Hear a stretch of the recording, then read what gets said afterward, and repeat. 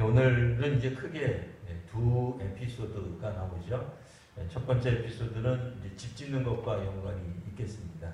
그들이 거하는 처소와 관계되는 건축하면서 일어나는 이야기라고 말할 수 있겠고요. 두 번째는 아람 왕이 어찌된 일인지 얼마 전까지만 하더라도 이스라엘 왕과 굉장히 좋은 사이였던 것 같은데 오늘 본문에서는 굉장히 나쁜 사이인 것처럼 어쨌든 나오고 있습니다. 그래서 이스라엘을 공격하기 위해, 매복하기 위해 나름대로 작전을 짜는데 이 작전이 짤 때마다 어떻게 된 일인지 다 발각이 되고 자신의 어떤 계획들이 백일하에 드러나서 뜻하는 바를 이루지 못하게 되어서 이제 결국은 엘리사를 잡으러 가는 이야기까지 이제 나오고 있습니다. 먼저 첫 번째 이야기 말씀을 이제 우리가 살펴보시면 1절에서부터 이제 7절까지 나와 있는 말씀이죠. 선지자의 제자들이 나옵니다. 제자들이 엘리사에게 말을 하기를 우리가 당신과 함께 거주하는 이곳이 우리에게는 좁습니다. 좁을 정도로 어떻게 됐다는 거예요? 사람이 많아졌다는 얘기죠. 일전에는 그러지 않았는데 이제는 사람들이 좀 많아졌습니다.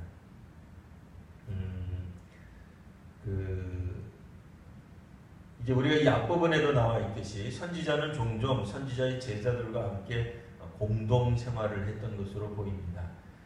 그런데 이 공동 생활을 하는 선지자의 제자들이 적어도 숫자가 많아졌겠구나 하는 걸 이제 우리가 생각해 볼 수 있겠습니다. 그러니까 그러자 그들이 거할 처소가 부족하게 됩니다. 자, 그런데 이제 중요한 것은 1절과 2절 사이에 나와 있는 말씀을 보시면 자, 이곳이 우리에게는 좁으니 우리가 요단으로 가서 각각 한 제목을 가져다가 그곳에 우리가 거주할 처소를 세우사이다 하니 엘리사가 이르되 가라 하는지라 라는 장면이 나옵니다. 이 앞부분에 열왕기하 5장 앞부분에 보면은 엘리사의 말을 잘 듣지 않던 이제 그런 이제 사람들에 관한 이야기가 계속 나왔었습니다. 근데 오늘 말씀에 보면 선지자의 제자들이 엘리사의 이야기를 매우 잘 듣고 있다, 또 순종하고 있다, 또 엘리사에 대해서 굉장히 존경을 표하고 있다라고 하는 장면을 우리가 생각해 보게 됩니다. 실제로 엘리사의 이 제자들은 엘리사를 매우 존중합니다. 그래서 그들이 어떤 일을 하기 전에 꼭 엘리사에게 질문을 해 물어봐요.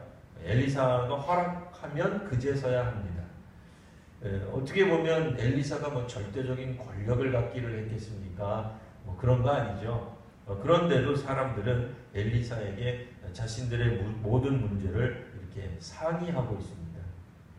심지어는 당신의 종들도 당신도 종들과 함께 하소서라고 이게 이제 권하고 부탁하는 내용이지 명령하는 내용은 아닙니다.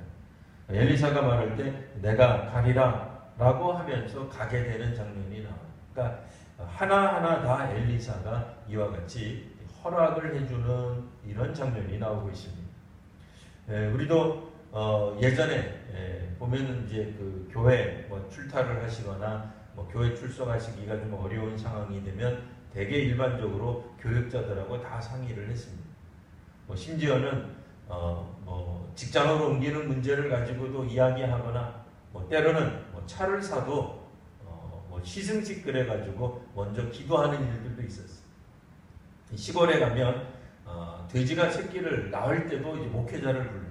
그래서 우리 돼지가 잘 순산하게 해달라고. 그럼 목회자가 어디에 손을 얹고 기도해야 돼요? 이 돼지 머리나 이 돼지 배에다가 이제 손을 탁 얹고 기도하는 거예요. 자, 이 돼지가 잘 이제 어쨌든 새끼들을 많이 낳게 해주세요. 어떻게 보면 좀 너무 미신적 아니냐? 그렇게 우리가 자기가 그렇죠. 우리가 스스로 할 수 있는 건 하시면 돼요. 그런데 중요한 어떤 것들은 다 목회자하고 상의하던 것들이 있었다라는 말입니다. 이 목회자가 모든 걸 결정해주고 이를테면은 이사를 북쪽으로 가야 됩니까? 남쪽으로 가야 됩니까? 목회자가 북쪽으로 가라면 북쪽으로 그건 무당이나 하는 거지 목회자가 하는 건 아니에요. 그런 건 아닙니다. 동쪽으로 갈까요? 서쪽 그런 거 아니에요. 그런 건 아닌데 기본적으로 목회자하고 이제 상의하는 어떤 그런 모습이 오늘 본문 안에 나오고 있다고요. 우리가 어떻게 생각해야 될까요? 물론 자녀가 어느 정도 성장하면 뭐 부모와 상의하지 않을 수도 있습니다. 뭐 자기가 알아서 모든 걸 다 결정할 수 있겠죠. 그러나 이제 어느 정도 때까지는 자녀들도 다 부모와 상의를 합니다. 뭐 우리 외국 같은 경우야 뭐 어떤 외국은 뭐 결혼 문제에 있어서도 부모와 상의 안 하는 그런 나라가 혹간 있을 수 있겠지만 그러나 대부분의 나라들은 사실 얘기하죠. 뭐 가족들에게 이야기하지 않는 나라가 어디 있겠습니까? 그러니까 우리도 마찬가지예요. 오늘 구약 성경에 나오는 하나님의 사람, 그러니까 하나님의 사람이 절대적 권력을 가지고 있고 오늘 또 성경 보니까 뭐 도끼질하다가 도끼가 그냥 쇠도끼가 빠져버렸어요. 어떻게 하면 좋겠습니까? 하려고 할 때 나뭇가지 하나를 나무 이제 거기다 이제 나뭇가지를 베어서 물에 던졌더니 막 이 쇠도끼가 떠오르게 됩니다. 그러니까 뭐 하나님의 사람이 무슨 절대적인 능력이 있는 건 아니죠. 사실 그 하나님이 하시는 거죠. 하나님이 하시는 그런 권능, 하나님의 능력을 인정하는 사람들은 이와 같이 하나님의 사람에 대해서도 존중하는 마음, 그런 마음이 있다라고 하는 것을 오늘 말씀이 보여주고 있는 겁니다. 특별히 선지자의 제자들이 맨 처음에 나아만, 그러니까 고침받기 이전에 나아만과는 완전히 다른 모습을 보여주고 있습니다. 때로는 선지자, 그러니까 이 엘리사의 이제 사환으로 나오고 있는 게하시 같은 경우에도 우리가 이 앞부분, 바로 앞부분에 보면 이 엘리사하고 상의하지 않는 어떤 일을 자기가 마음대로 해버려요. 그랬다가 결국은 나아만의 그 이제 나병이 앓게 되겠죠. 이제 그가 이제 나병을 이제 얻게 됩니다. 그런 모습을 통해서 보면 선지자의 제자라고 해서 누구나 다 선지자 혹은 하나님의 사람 엘리사를 존중하는 건 아니에요.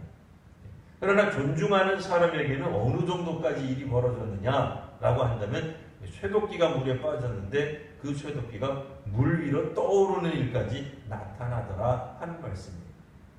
그리고 나서는 이제 두 번째 에피소드가 나오는데 이번에는 아람 왕이 나오죠. 아람 왕 같은 경우에는 8절에 그때에 이렇게 이제 시작을 합니다. 다른 성경에 보면 그때를 그 후에 이렇게 이제 표현을 했어요. 뭐 그때가 어느 때냐? 그 후는 어느 때를 말하느냐? 아람 왕의 군대 장관이었던 나아만이 이스라엘에 가서 병 고침을 받은 후에 아람 왕이 무슨 생각이 들었는지 우리 생각 같으면 자기의 군대 장관의 어떤 그런 고질적인 그러니까 만성 질환이죠. 그 질환을 고쳐준 이스라엘 혹은 이스라엘의 선지자를 전혀 개의치 않고 이스라엘과 더불어 싸우려고 하는 것 자체가 이상한 거죠. 근데 그런 경우들이 있다 그 얘기.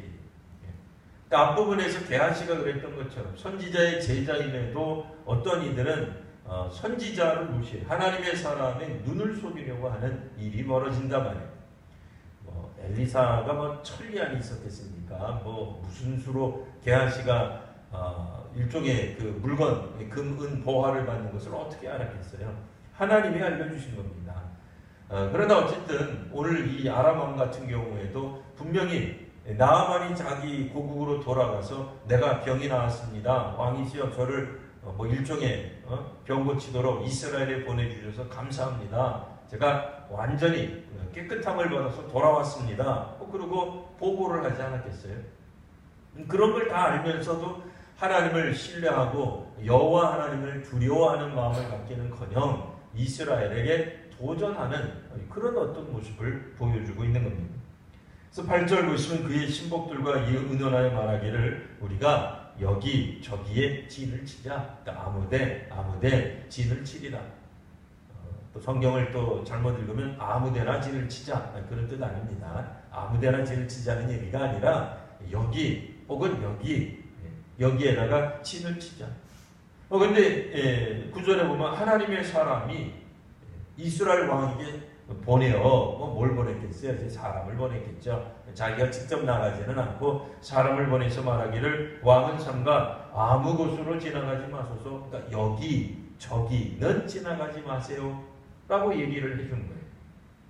뭐 우리가 이미 성경을 읽었으니까 하나님의 사람 엘리사가 어떻게 알았는지 다 이제 뭐 눈치채셨죠? 하나님이 또 알려주신 거예요. 하나님의 사람이 여기저기는 가지 말아라. 아람 사람이 그곳으로 나오나이다. 그곳에 매복했습니다. 혹은 그곳에서 군사를 이끌고 왕을 공격하려고 합니다. 라고 하는 거예요. 10절 이스라엘 왕이 하나님의 사람이 자기에게 말하여 경계하는 곳으로 사람을 보내보니 진짜로 그런 일이 있는 거예요. 그래서 방비하기가 한두 번이 아닌지라 적들을 제대로 물리쳤다. 적들과 조우했다. 적들이 공격할 수 없도록 잘 방어했다. 뭐 그런 뜻이에요. 꼭 싸웠다기보다도 전투를 벌였다기보다도 아마도 이들은 급습하려고 했을 거예요. 아람 사람들이. 근데 그것을 효과적으로 잘 막아낸 거예요. 왜요? 이미 군대를 보내어가지고 생각지도 않았던 그 지역에 가보니까 이제 아람 사람들 입장에서는 정말 좋은 지역이죠. 이스라엘이 설마 여기를 방어하겠느냐? 여기에는 사람이 없을 거야. 그러니 이 길을 통해서 가면 틀림없이 우리가 이스라엘의 일부를 마을을 공격하든 왕을 공격을 하든 그래서 사람들을 포로로 끌어오든 노략질을 해가든 그렇게 이 생각을 했는데 다 실패로 돌아가게 되었다라는 말입니다. 근데 놀라웠게도 지금 우리 이 부분만 읽으면 이게 별로 마음에 와닿지 않아요. 근데 앞부분부터 읽으면 이스라엘 왕하고 엘리사하고 사실 별로 안 친했어요. 친했나요? 안 친했어요. 역대 이스라엘 왕들이 선지자랑은 별로 친하지 않았어요. 근데 오늘 성경에 보면 어찌나 이렇게 선지자의 말에 잘 순종하는지, 지금처럼만 선지자의 말에 순종한다 그러면 이스라엘이 날로 번창할 거예요. 근데 아합 때도 그랬고 아합의 두 아들들이 통치하는 기간에도 그들은 선지자하고는 그렇게 날을 세웠어요. 각을 세워가지고 그렇게 선지자를 어떻게 보면 막 못살게 굴었어요. 선지자를 잡아오려고 했어요. 같은 나라 사람인데도 마음에 들지 않은 구석이 있다고 선지자를 핍박했단 말이에요. 근데 오늘 본문에 보면 어디까지 나와요? 이제는 이스라엘 왕까지 순종하는 거예요. 참 놀라운 거죠. 근데 순종했더니 어떤 일이 벌어졌다는 거예요? 나라에 평안이 왔다 그 얘기예요. 나라를 잘 방비하게 되더라 하는 이야기예요. 물론 당분간 그럴 거예요. 항상 그러진 않았어요. 그러나 어쨌든 하나님의 사람, 궁극적으로는 하나님이죠. 하나님의 말씀을 증언하는 하나님의 사람의 말에 순종했더니 왕이 숱한 위기, 숱한 위험으로부터 나라를 혹은 백성을, 민족을 지켜낼 수 있었다 하는 얘기입니다. 그리고 나서 이제 아람 왕의 이제 이야기가 나옵니다. 아람 왕이 11절에 보시면 아람 왕이 마음이 불안해지죠. 이거 군사를 보낼 때마다 막혀서 돌아오니 얼마나 마음이 불안하겠어요. 그의 불안의 내용은 이겁니다. 결국 우리 가운데 내통자가 있다. 간첩이 있다고 얘기해요. 왜 내게 말 안 해주느냐? 나한테 좀 말해라. 하도 답답하니까 이런 얘기를 하겠죠. 또 실제로 의심했을 수도 있습니다. 결국 아람 왕의 생각은 뭐예요? 우리 신하들이 나한테 모든 걸 말하지도 않네 라고 하는 거예요. 근데 반대로 엘리사 같은 경우에는 그의 제자들도 큰일 작은일 모든 것들을 다 엘리사하고 상의해요. 심지어는 하나님도 어떤 큰 위기가 오면 엘리사에게 말씀도 해주세요. 그러니까 소통이 잘 일어나고 있어요. 근데 오히려 아람 왕은 마음이 불안해요.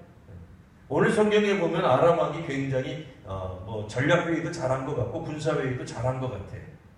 그러나 번번이 실패하게 되자 걱정하게 되는데 12절 그의 신복 중 한 사람이 말을 하기를 주 왕이요 아닙니다. 우리 중에 간첩이 있는 게 아닙니다. 내통하는 것이 아닙니다. 이스라엘 선지자 엘리사가 왕이 침실에서 하신 말씀을 침실에서 전략회의를 짜진 않겠죠. 군사회의를 하진 않겠죠. 뭐예요? 은밀히 말한다 할지라도 아무리 소근거려도 이스라엘 왕에게 다 전달합니다. 라고 얘기를 해주는 거예요. 어떻게 보면은 이 신복 중 한 사람이 누군지 참 궁금해질 정도예요. 어떻게 이렇게 엘리사를 잘 아는지. 네. 엘리사가 가진 하나님의 능력을 정말 그대로 잘 보여주고 있는 거예요. 물론 약간은 좀 과장된 표현으로 나오긴 합니다만 어쨌든 이 말이 아주 틀린 말은 아니죠. 13절 왕이 말을 하기를 자 그러면 엘리사가 어디 있느냐? 내가 그를 잡아야 되겠다 라는 말을 하게 됩니다. 왕은 여전히 하나님의 사람에 대한 존중하는 마음, 존경하는 마음이 없습니다. 일전에 우리가 성경을 읽으면서 무슨 생각이 들겠습니까? 나만 같은 경우에는 마음이 이렇게 처음에 그도 하나님의 사람에 대해 별로 존중하지 않았어요. 기분 나쁘다고 생각했어요. 자기가 아람에서부터 금은보화를 가지고 병이 낫게 하려고 이스라엘까지 왔는데 나오지도 않고 쳐다보지도 않고 말을 하기를 종을 통해서 말을 하기를 그냥 요단강 가서 7번 씻으면 된다. 얼마나 당황스러워. 그럴 리 없지만 요즘 이렇게 굉장히 날이 덥잖아요. 이 무더위를 어떻게 이길 수 있습니까? 한강 가셔가지고 여러분들 7번 씻습니다. 이러면 사람들이 다 믿을 거예요. 저런 망발을 하냐. 네? 태풍이 와도 말이에요. 비껴갈까 말까 한 건데만. 네? 그런 말을 하고 말도 안 된다고 생각을 할지 몰라요. 그러나 이제 나아만 같은 경우에는 하나님 체험을 제대로 하죠. 그리고는 하나님을 경외하는 사람이 됩니다. 그래 하나님을 경외하니 그 자신을 가리켜 뭐라고 얘기해요? 나는 엘리사 당신의 종입니다. 라는 표현까지 한단 말이에요. 그러니까 우리가 오늘 읽은 6장 앞부분에 있는 5장에 보면 나아만이 엘리사를 향하여 당신의 종이다 라고 할 때 그 당신은 하나님의 종이라는 뜻이 아니에요. 엘리사의 종입니다. 종이라고 해서 몸종이겠습니까? 노예겠습니까? 그런 거 아니죠. 그만큼 자신을 낮추어서 표현하는 거예요. 우리로 말하면 소인이 이렇게 얘기하는 거예요. 옛날 말로 하면 소자 이렇게 얘기하듯이 정말 낮춰서 얘기하는 거예요. 그가 낮춘 사람이 아니죠. 어떻게 보면 거의 왕 다음에 어떤 권력을 가지고 있다라고 말을 해도 과언이 아닐 텐데 일개 선지자 앞에 자기 자신을 겸손히 두는 모습을 보여주고 있단 말입니다. 이게 이제 아람 왕이 그와 같은 나아만의 낫는 것을 보고도 여전히 이 아람 왕은 무슨 일이 벌어졌는지 진지하게 생각하지 않는 것 같아요. 그러다 보니 자신의 일을 사사건건 방해하는 엘리사를 잡기 위해 사람을 보내는 장면으로 오늘 본문이 끝이 납니다. 그러면 과연 아람 왕은 엘리사를 잡아올까요? 아니면 잡아올 수 없을까요? 궁금하신 분들 어떻게 하면 돼요? 다음 주일날 말씀을 같이 살펴보시면 됩니다. 오늘은 말씀이 여기까지인데요. 다시 한번 말씀을 요약해 보도록 하겠습니다. 선지자의 제자들 중 다수가 이제 모이게 됩니다. 엘리사가 하나님의 놀라운 권능을 보여주는 그런 모습들 가운데서 비록 하나님을 인정하지 않는 이스라엘이었으나 선지자의 제자들이 조금씩 늘어났던 것 같습니다. 나름대로 부흥이 일어났던 거죠. 선지자의 제자가 된다고 하는 것은 결코 풍성한 삶을 약속하는 것이 아니었습니다. 그들은 가난에 직면해야 됐고 또 그들은 이렇게 핍절해지는 것을 기꺼이 받아들여야만 했습니다. 그럼에도 선지자의 제자들이 하루하루 늘어났던 것입니다. 그들은 여전히 엘리사를 존중하고 또 존경했습니다. 엘리사가 가진 능력도 능력이겠으나 중요한 것은 하나님을 그들이 경외하기 때문에 그들 스스로도 선지자의 제자이며 하나님의 말씀에 따르는 사람이기 때문에 또한 엘리사를 존중했던 것입니다. 그러나 이 상황과는 또 반대로 아람 왕은 그렇지 않았습니다. 자신의 군대 장관이 나아만이 질병이 나았음을 뻔히 알면서도 오히려 이스라엘에게 시비를 거는 장면이 나오고 있습니다. 그러나 그의 모든 계획들은 무너지고 맙니다. 이때 그 신하 중 한 명이 이렇게 된 이유는 바로 이스라엘의 여호와의 선지자가 있기 때문이라고 문자 그대로 정답을 가르쳐 주는 거죠. 여태 이스라엘 왕들이 그랬던 것처럼 아람 왕도 예전에 엘리야를 잡으러 갔고 그랬던 것처럼 이번에도 엘리사를 잡으러 군대를 보내는, 어떻게 보면 똑같은 일이 반복되는 거예요. 우리가 보면 거의 표절 같아요. 왜 그런 생각을 하게 되죠? 등장인물만 바뀔 뿐이지 내용이 계속 반복돼요. 사실 우리 성경 읽다가 보면 그래요. 시대와 나타나는 사람과 어떤 등장인물들이 조금씩 달라질 뿐이지 여전히 그들은 하나님을 경외하지 않는 사람들의 모습, 그리고 오늘은 하나님을 경외하는 사람의 모습, 두 가지가 이렇게 나오고 있습니다. 심지어는 여태까지는 이스라엘 왕들이 선지자들에 대하여 매우 이렇게 아주 그렇게 협조적이지 않았어요. 아주 고압적인 자세로 선지자를 대했던 이스라엘 왕조차도 오늘 본문에서는 어찌된 일인지 순한 양처럼, 선지자의 제자인 것처럼 엘리사가 하는 말 그대로 순종하는 모습을 보여주고 있습니다. 순종할 때 쇠도끼도 올라오고 적들도 막아낼 수 있었던 것입니다.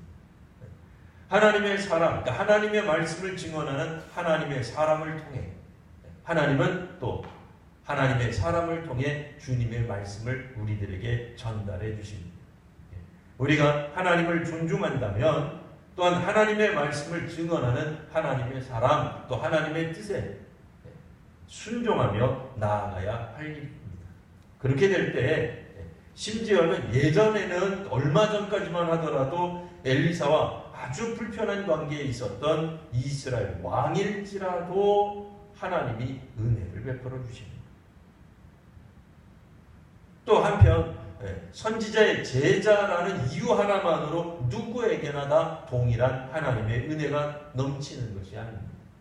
하나님의 선지자를 속이고 하나님의 사람을 속이고 또 불의하게 선물을 받아챙긴 게하시 같은 경우에는 나아만이 이제는 그는 떨쳐버렸던 것이죠. 나아만이 지고 살아가던 그 나병이 오히려 그에게 붙게 되는, 어떻게 보면 참 황당한 일이죠. 답답한 일이죠.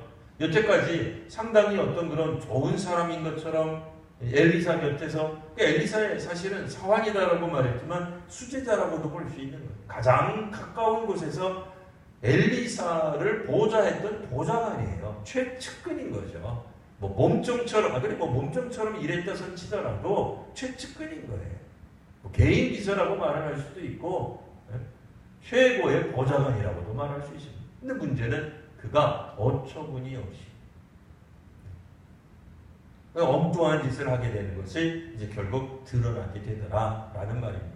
이름 없는 선지자의 제자들은 오히려 엘리사를 훨씬 더 많이 존중하고 하나님을 경외합니다.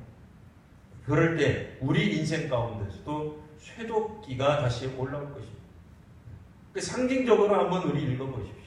우리 인생에, 우리 성도님들, 저를 포함해서 우리 믿는 사람들에게 이와 같이 정말 소중한, 남에게 빌려온 거예요. 고대 사회에 쇠도끼가 얼마나 귀했겠어요.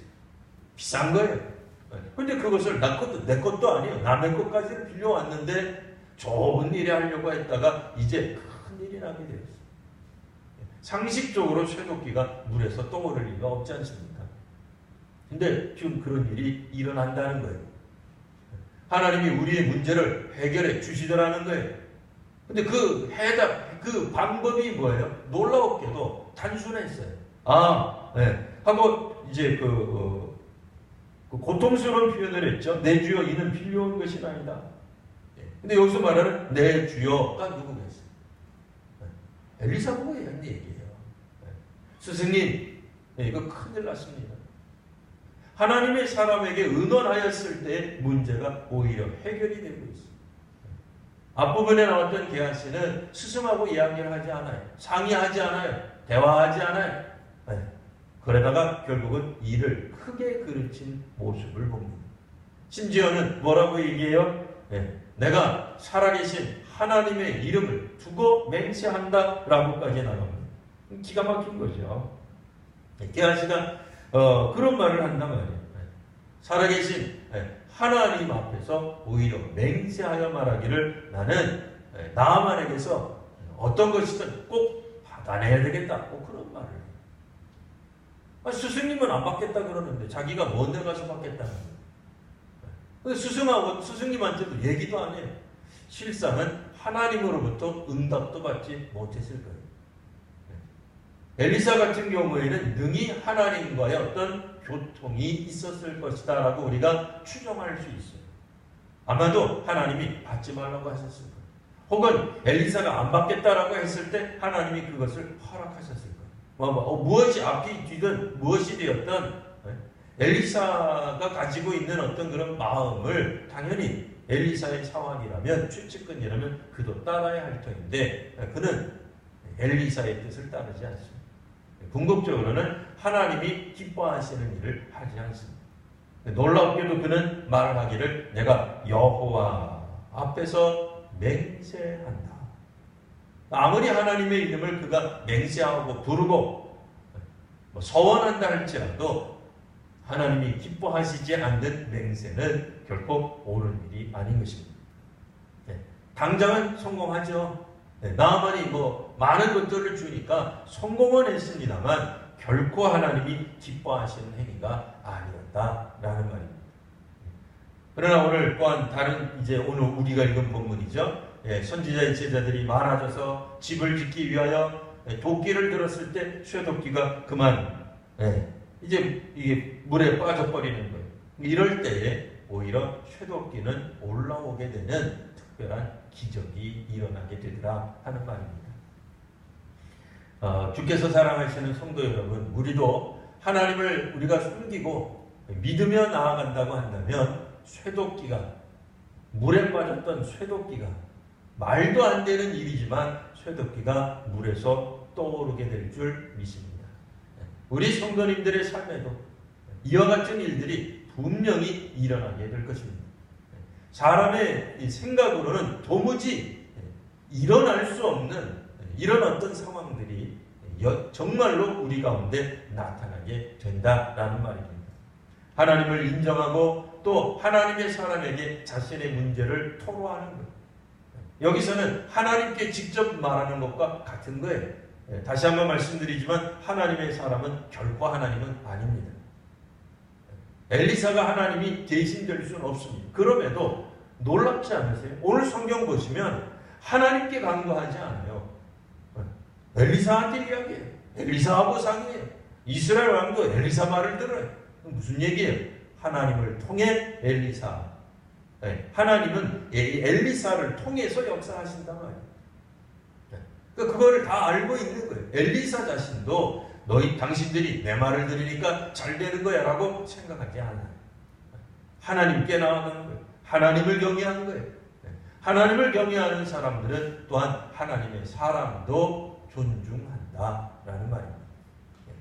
하나님의 말씀에 적극적으로 이렇게 순종할 때에 도무지 이 세상에서는 상상할 수 없는 기적이 일어나는 것입니다. 하나님의 능력이 나타나는 것은 믿음의 사람들에게서 나타나는 거예요.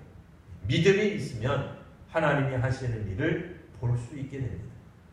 믿음이 없이는 우리는 당장은 성공한 것 같아도 그 성공은 결코 세상적 성공이지 하나님이 기뻐하시는 성공이 아닌 것이죠. 오늘 다시 한번 우리가 하나님 앞에 기도할 때 우리 성도님들의 삶 가운데 쇠도끼가 빠뜨려진 것 같은 그런 황당한 정말 말도 안 되는 기업이 무너지는 것 같은 우리의 마음이 무너지는 것 같은 억장이 무너지는 거죠. 앞이 캄캄해지는 거죠. 이런 일들이 있을지라도 주께서 우리들에게 우리들의 문제 해결이 되는 왜? 쇠도끼가 올라오고 그런 놀라운 일이 일어나게 해달라고 이 시간같이 기도하도록 하겠습니다.